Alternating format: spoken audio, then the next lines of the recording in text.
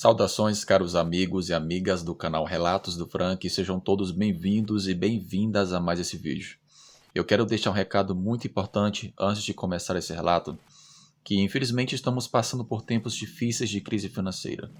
Mas e se eu te disser que mesmo nesses tempos tão difíceis, tem muita gente que está conseguindo ganhar uma renda extra e até mesmo ganhar 4 ou até 5 vezes mais do que um assalariado? Sim, isso é possível. E você pode fazer isso trabalhando em casa, apenas usando o seu celular. Eu não estou falando aqui de esquema pirâmide, não estou falando aqui de ganho dinheiro fácil sem fazer nada. Isso não existe. Você tem que trabalhar, tem que fazer um esforço. Só que esse esforço que você vai fazer é mental e pelo menos 2 horas por dia. Se você aplicar todas essas técnicas, você pode sim conquistar a sua liberdade financeira. Se você está de saco cheio, cansado de ter que pegar ônibus todo dia para ir para o trabalho, aguentar aquele chefe chato enchendo o seu saco, aguentar aqueles funcionários babão que fica querendo puxar o seu tapete para querer se aparecer pro chefe. Se você é essa pessoa que está cansada disso, quer dar uma guinada na sua vida, clica nesse link aqui abaixo que eu tenho certeza que você não vai se arrepender. Essa nova profissão ela tem mudado a minha vida e mudado a vida de muitas pessoas. Então toda vez que você vê nas redes sociais alguém realizando seus sonhos, saiba que você também é capaz de fazer isso. Se essas pessoas podem, por que você não pode? O link está aqui na descrição. Dito tudo isso, vamos para mais um relato. Olá a todos. Vou me identificar nesse relato como Márcio. E por questão de segurança, não posso dizer a cidade onde eu moro e ao decorrer desse relato vocês entenderão o porquê disso. Eu vivia em uma cidade no interior de São Paulo, em que por muito tempo eu convivia com o medo e o perigo junto com a minha esposa e o meu primeiro filho. No ano de 2016 especificamente, eu vi uma das coisas mais nojentas da minha vida.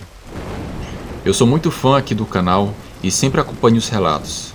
Pensei em mandar o meu relato, mas eu tinha muito medo. Mas como eu vejo como o canal tenta preservar a identidade das pessoas que enviam as suas histórias, eu resolvi compartilhar a minha experiência. Naquele ano, eu e minha esposa Michele, também um nome fictício, estávamos com 4 anos de casados e nosso primeiro filho estava com 1 ano e 3 meses de vida. Eu tinha conseguido um emprego de gari e morávamos de aluguel. Minha esposa trabalhava e ainda trabalha como manicure e pedicure. E com essa renda tentávamos sobreviver com o pouco que tínhamos. E não era uma tarefa fácil. Teve um dia que surgiu uma ótima oportunidade pra gente. A avó da minha esposa ligou para ela e lhe fez uma proposta irrecusável. A avó da minha esposa vivia em uma casa grande. Era uma casa de 2 andares. O tio da minha esposa vivia no andar de cima. Era uma casa de 2 cômodos e um banheiro. O tio dela desocupou o andar porque ele foi embora para outra cidade, a trabalho. Logo, a casa ficou vazia. E a avó da Michele nos ofereceu a casa para vivermos o tempo que quisermos ali. Foi uma proposta irrecusável. Não iríamos mais pagar aluguel, só iríamos dividir as contas de luz e água com a avó da minha esposa. Além do mais, o aluguel que nós estávamos pagando era um preço absurdo, e iria sobrar um pouco de dinheiro para comprarmos algumas coisas que queríamos, mas nunca podíamos comprar por estarmos sempre no vermelho. Na mesma semana, nos mudamos para a nova casa, que o tio dela morava. A avó da Michele também nos ajudou com algumas coisas que ela podia nos oferecer naquele momento. Porém, eu nem imaginava que a nossa vida iria ser um inferno a partir daquele momento em diante. E eu iria ter uma experiência fora do comum. Enfim, tudo estava indo às mil maravilhas na primeira semana. Mas quando chegou o sábado, um dos nossos vizinhos fez uma festa em sua casa no começo da noite. O som estava muito alto. Eu me lembro que eu estava com a Michele, o meu filho, na casa da sua avó. A sua avó começou a resmungar e disse: "É hoje que não vamos ter paz." Eu disse a ela que não se preocupasse, pois se passasse das 10 horas e esse cara continuasse com essa música alta, eu chamaria a polícia. Porém, a avó dela me disse: "Filho, se você não quiser ter problemas, não chame a polícia. Esse cara é barra pesada e é um dos maiores traficantes aqui da região. Se você chamar a polícia, mesmo que por ligação anônima, ele vai aterrorizar toda a vizinhança até descobrir quem foi o responsável pela denúncia. Não faça isso, por favor." Infelizmente temos que aguentar a falta de respeito desse cara. E já tem um bom tempo que ele faz essas festas com som alto e só termina lá para as 8 horas da manhã do dia seguinte. Eu e a Michele ficamos super chateados em saber daquilo. Ainda mais que o nosso vizinho era um cara perigoso. O som era tão alto que parecia que estava dentro da nossa casa. Um detalhe importante é que, como eu e a Michelle morávamos no segundo andar, era possível ver boa parte da casa desse vizinho. Da porta da frente da nossa casa, dava para ver o quintal desse vizinho, que tinha uma piscina, e também dava para ver boa parte de sua varanda. Com o passar do tempo vivendo ali, naquele bairro, às vezes de madrugada, nós escutávamos passos de alguém andando no terraço que tinha ao lado da nossa casa. Porém, quando eu olhava pela minha janela, eu não via ninguém. Havia vezes que esse vizinho dava festas no meio da semana. Era revoltante, ninguém na vizinhança conseguia dormir. O sentimento de revolta era grande, pois não podíamos fazer nada. Às vezes eu ia trabalhar morrendo de sono, cansado porque eu não estava conseguindo dormir. Nem adiantava chamar a polícia. Dava para escutar gritos extravagantes, gente bêbada e com certeza usando substâncias ilícitas. Pois aquela festa, segundo outros vizinhos, era uma oportunidade de fazer vendas dessas tais substâncias. Eu e a Michelle estávamos nos arrependendo de termos mudado para aquele lugar.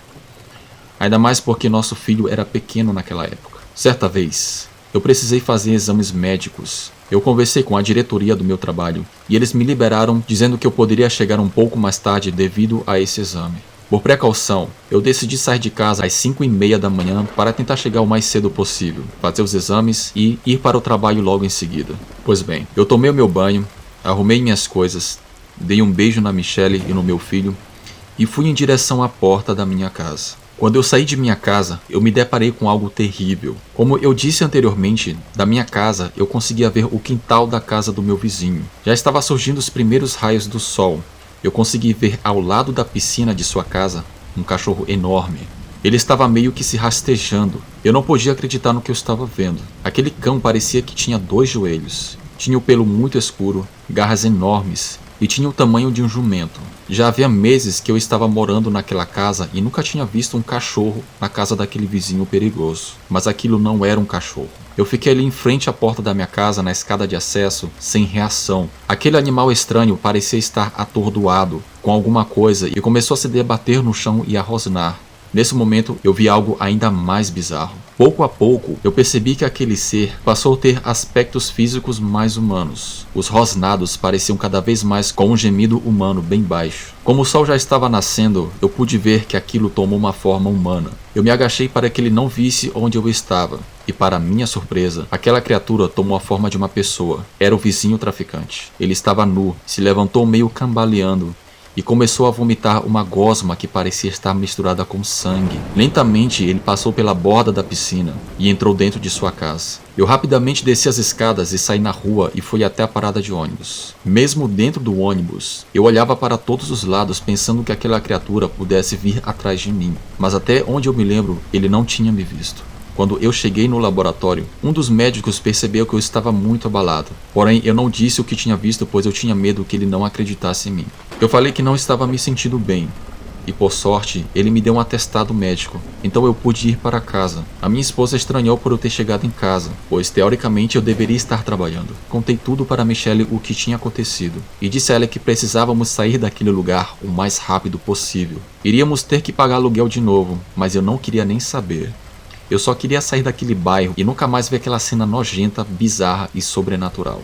A minha esposa acreditou em mim e eu comecei a desconfiar que os passos que eu escutava de madrugada do lado de fora da minha casa era daquele cara transformado naquela criatura, talvez atraído pelo meu filho.